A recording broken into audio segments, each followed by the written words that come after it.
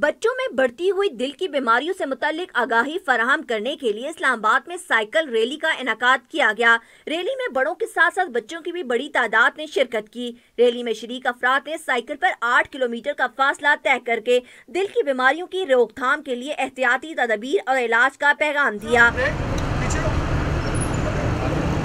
ماہرین کے مطابق پاکستان میں تقریباً 5000 بچے دل کا مرض لے کر پیدا ہوتے ہیں جنہیں بروقت علاج کی ضرورت ہوتی ہے۔ واک میں شریک افراد کا کہنا تھا کہ صحت مند سرگرمیوں سے دل کی بڑھتی بیماریوں پر قابو پایا جا سکتا ہے۔ ایک ہیلدی ایکٹیویٹی ہے، لوگ جو ہے وہ بلڈ پریشر، شوگر اور ایسی چیزوں سے دور رہتے ہیں۔ اگر آپ اپنی ویل پاور یوز کریں گے آپ ہر ڈیزیز سے فائٹ کر سکتے ہیں۔ منتظمین کا کہنا تھا کہ بڑوں کے ساتھ ساتھ بچوں میں بھی صحت سے متعلق آگاہی دینا ضروری ہے۔ فیصل مسجد سے شروع کی جانے والی سائیکل ریلی کا اختتام سپورٹ کمپلیکس اسلام آباد میں ہوا۔ کیمرہ مین مدثر داؤد کے ساتھ وجیہ خانین، ڈان نیوز، اسلام آباد۔